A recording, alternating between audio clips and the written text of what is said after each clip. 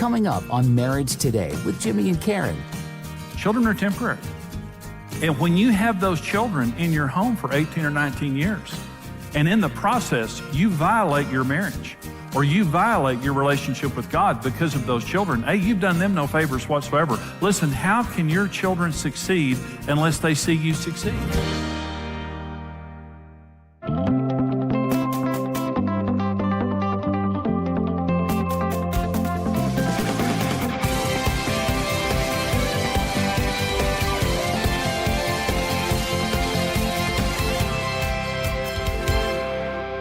Raising great children as you build a great marriage. We're going to talk about three principles, very simple principles that are very profound. And I promise if you do these principles, because everybody can do it, it's a very simple thing.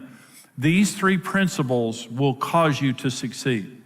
And when couples do not succeed in being married successfully and raising great kids, it's because somewhere along the line, these principles were forsaken. So principle number one of the three, marriage precedes children in priority. Now, you know, I know that you believe that, but let me tell you about something that's real common. And again, this is innocent and it's right in some ways, but sometimes you'll hear people say, nothing is as important to me as my children.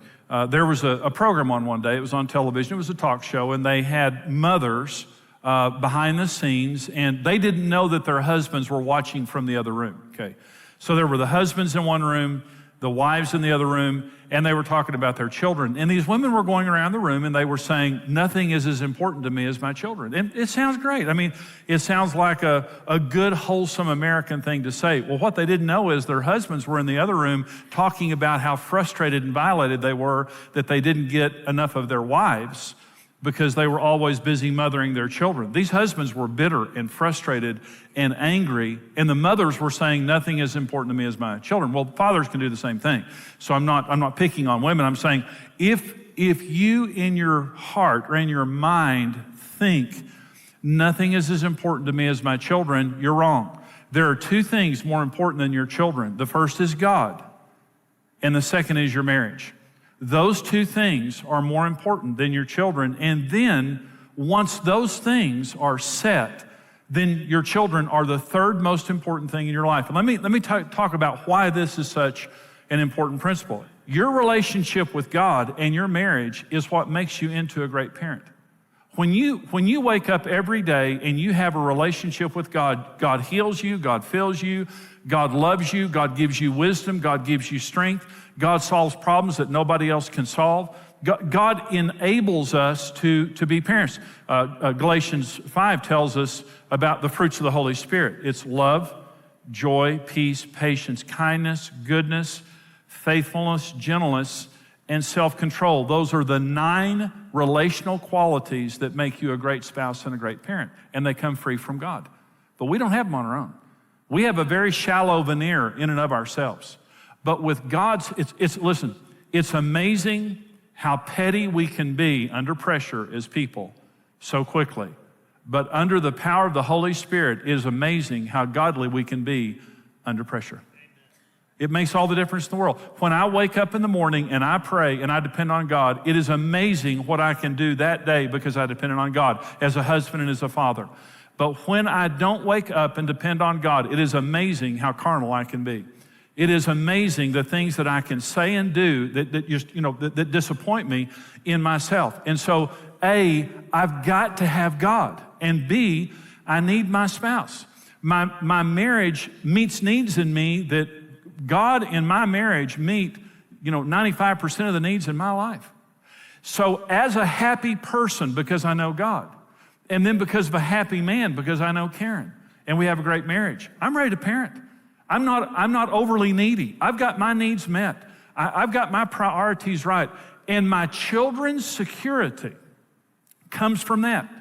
When your children see you happy, they're happy. When your children see you secure, they're secure. Research finds, children internalize issues. And research finds that if parents are fighting and never say anything, that children can pick up on the tension and their relationship, and they will internalize that and begin to get sick. Even if you're not fighting in front of them.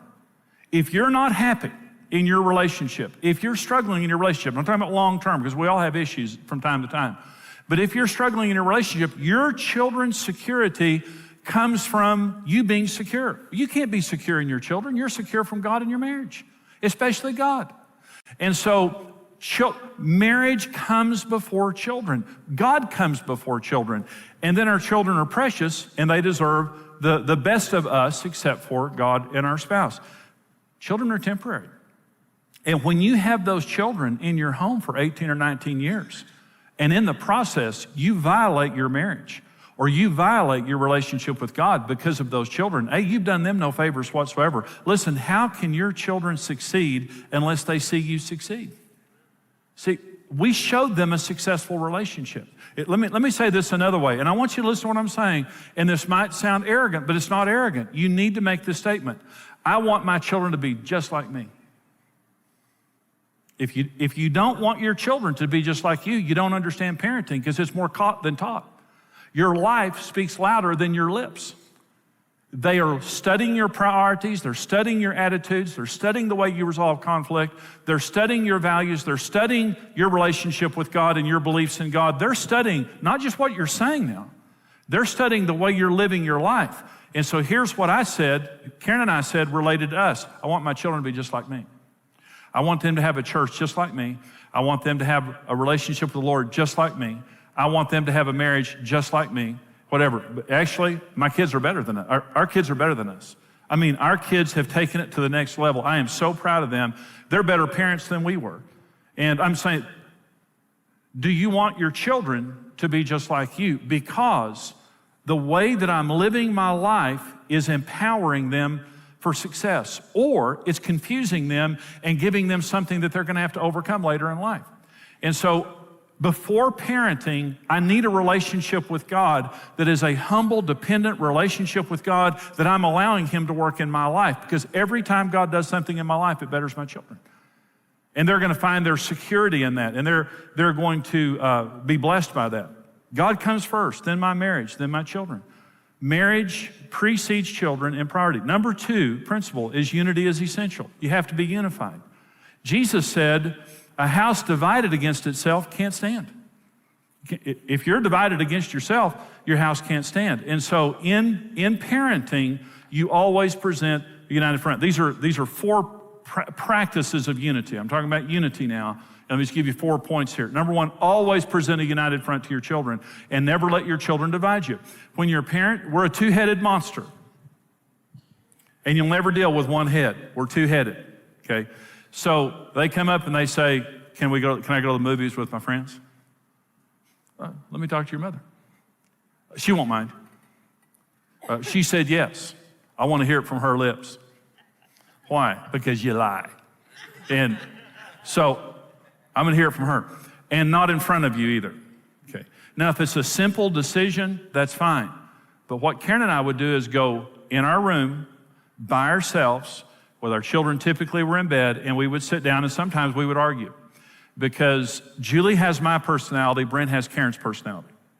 And so it was easy for me to understand Julie. It was very challenging for Karen to understand Julie at times. It was easy for Karen to understand Brent. It was hard for me to understand Brent, okay? And so we would sit down and talk, and we would represent the kids to each other, always knowing that our marriage was more important than our children. But sometimes we would have to sit there and talk to each other, and I'd say, Karen, you don't understand what Julie's saying. And she said, I know exactly what she's saying. I'm a woman, you're not, I know exactly. I said, no, you don't. Like this. So we would sit there and we'd have those conversations, and at the end of the conversation, we would say, this is what we're gonna do, right? Okay? We would walk out. They didn't know anything about the conversation. The only thing they knew is mom and dad was a 2-headed monster. You're gonna get both of us, and we're both saying exactly the same thing, not this. Well, I'd let you go, but your mother won't. Well, what does that say to kids?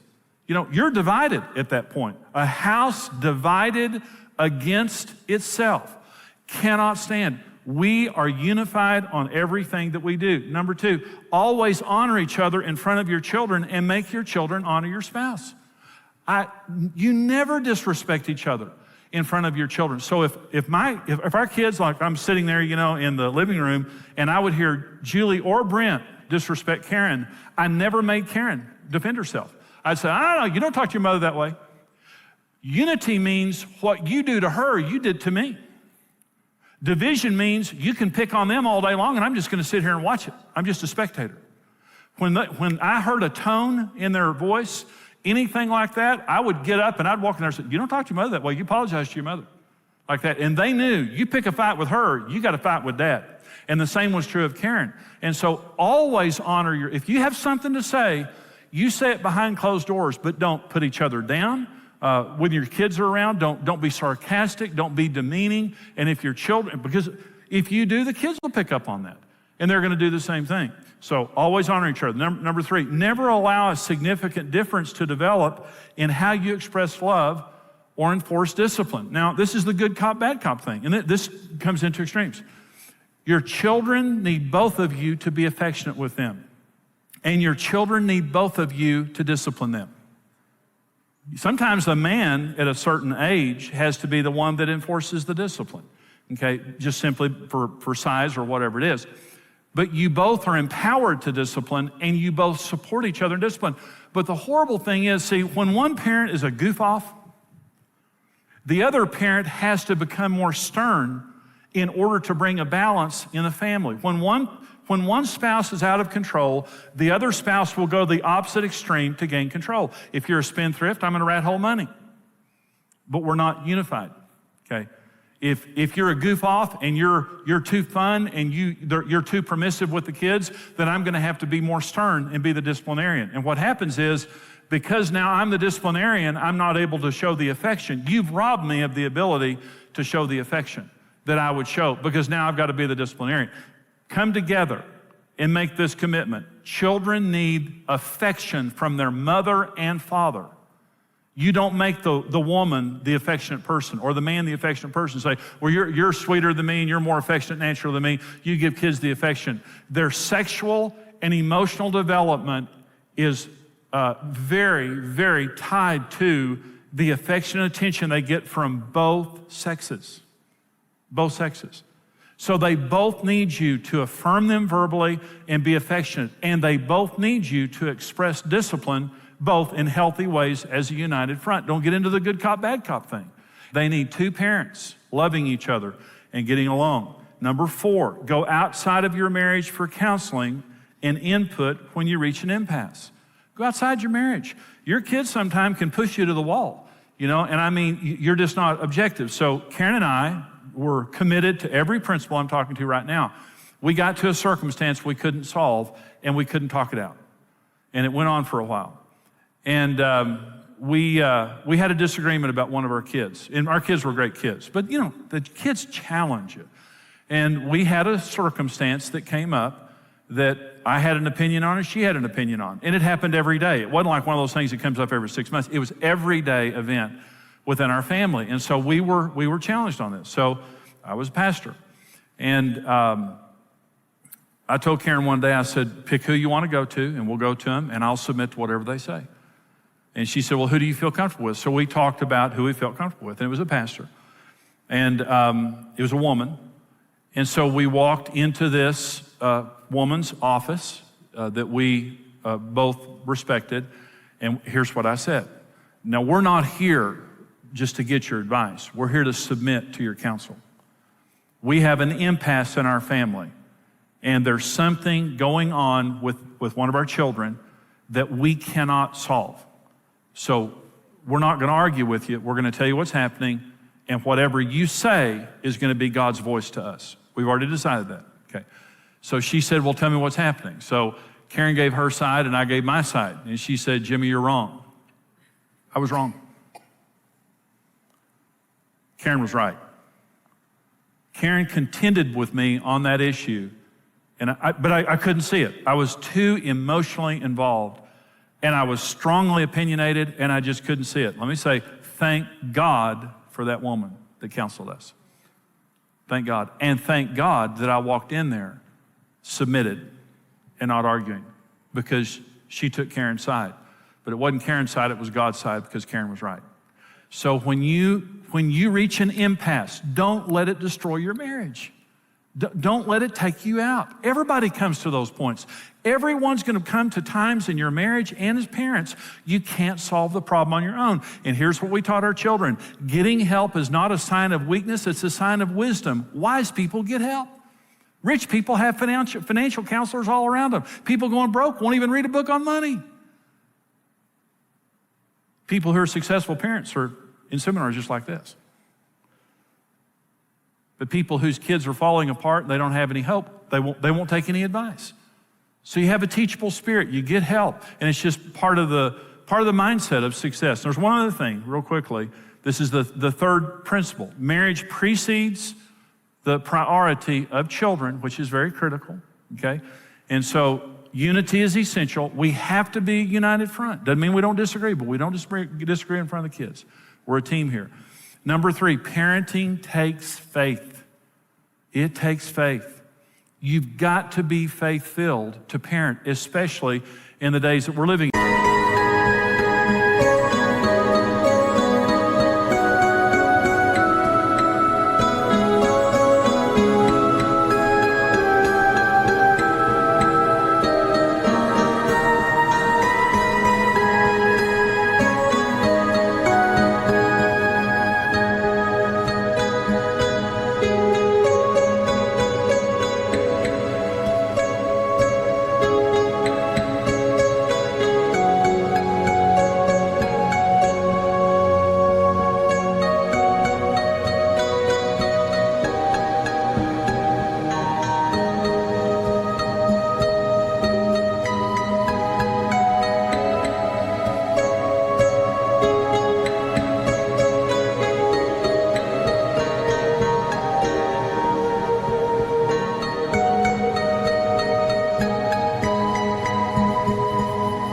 Now listen to Scripture, and I know you've heard this before, Proverbs 22:6.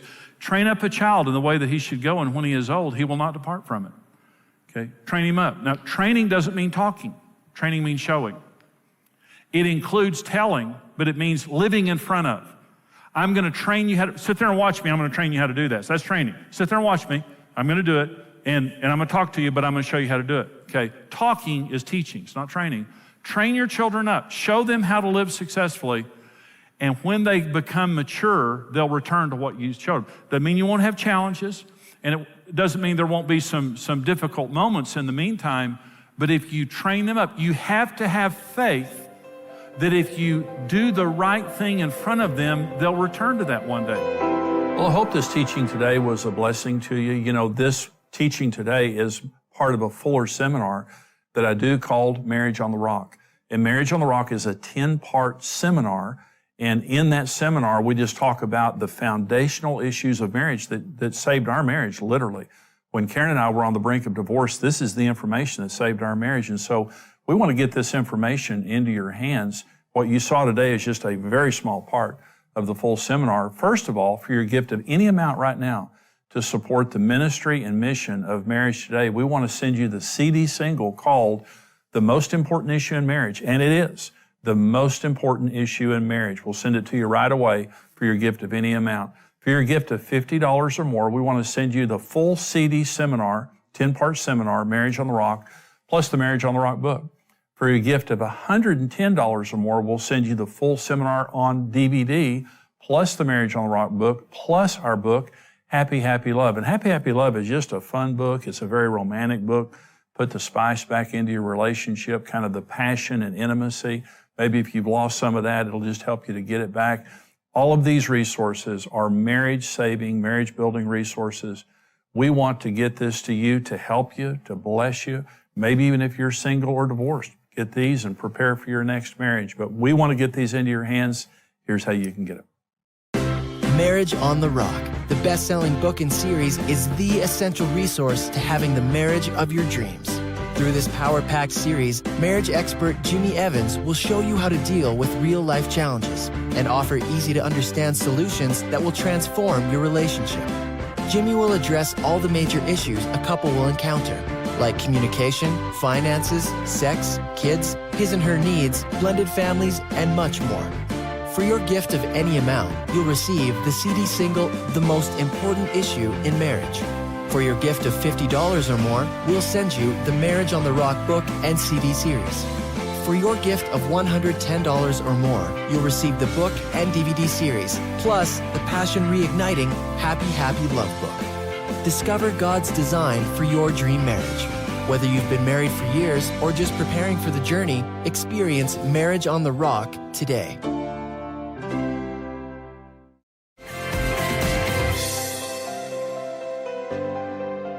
Well, this program today is on raising great children as you build a great marriage. And the important thing, Karen, is that you do both. Yeah. You know, you can have a great marriage and not raise great children. You can have wonderful children, and then when they leave home, your marriage falls apart. And so you want to have both, and you can have both. We had both. And so we have some questions from some of our viewers and that they've written in concerning children, and we want to answer some of these questions. Karen, I think That's right.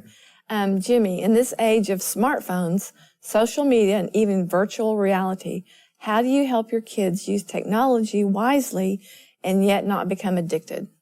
You have to limit your children's use of technology.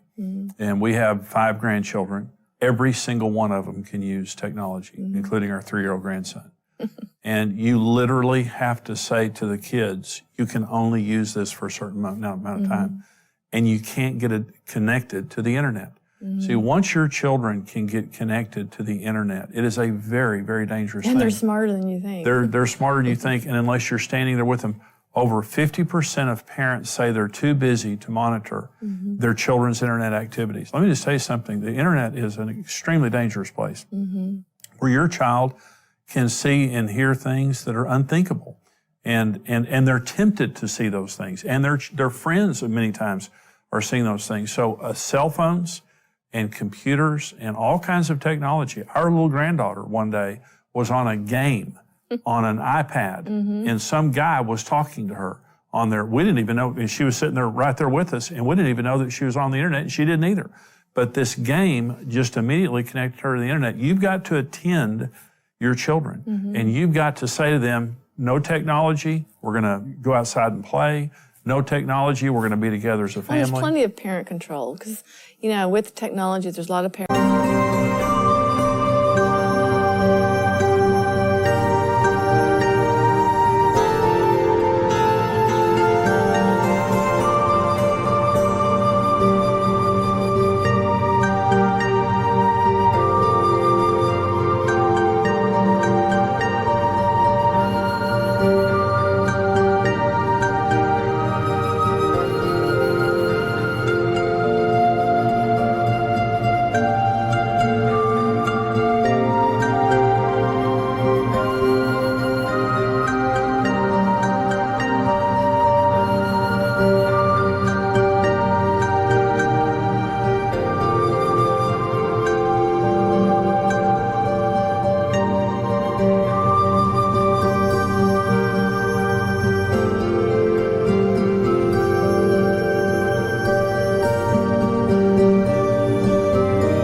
Have pushed for safer, you know, so check those out. There's plenty of things that you can put on your computer, on their iPads, whatever they're using, that protects them too.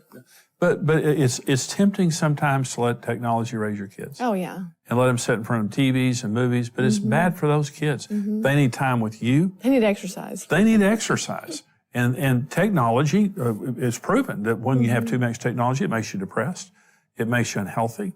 It does all kinds of bad things to us. So parents have to train their children, and we have to stay connected technologically with what's going on because it's greatly impacting our kids. That's good. Okay. Let me read you this question, for this is for you.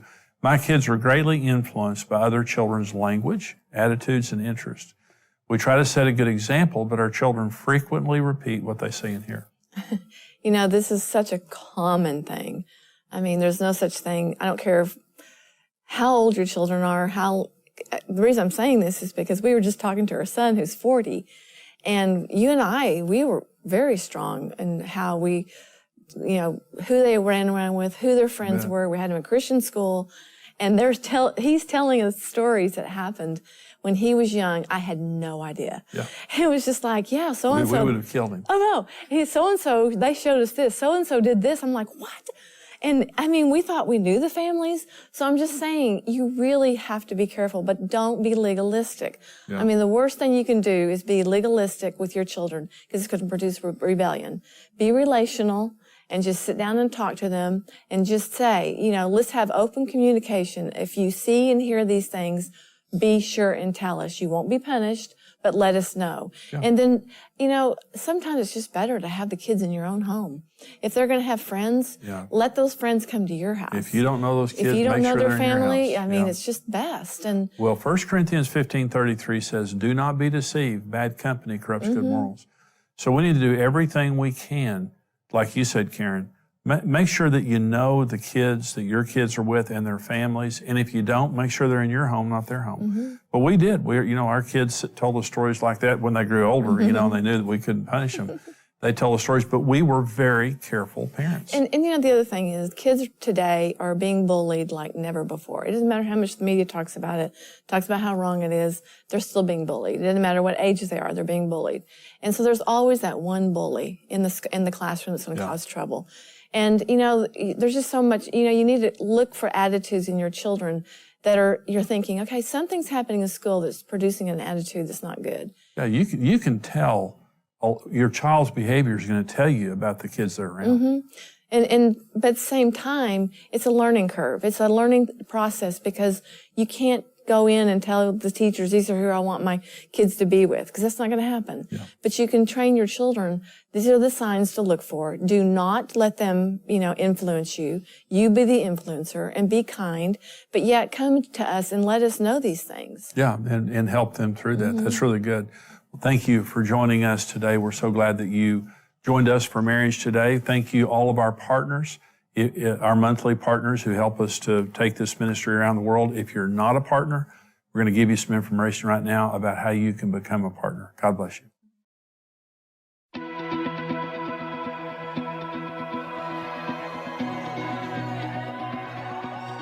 We all enter into marriage confident a happy, fulfilling life is in front of us. Over time, life's journeys can quickly deflate those expectations, and we're left feeling like we've fallen out of love. But with the right information and a mutual commitment to success, a better marriage is possible. Become a rock-solid partner and gain instant access to practical marriage help in topics ranging from communication, needs, and intimacy, as well as blended families, intentional dating, spiritual health, and much more. Marriage Today exists to help every person succeed in marriage. With your help, we can continue raising a standard for marriage and reverse the curse of family breakup in order to rebuild the nations one home at a time. That's why we're tied into the ministry. We want to be able to bless and give so they can keep doing what they're doing.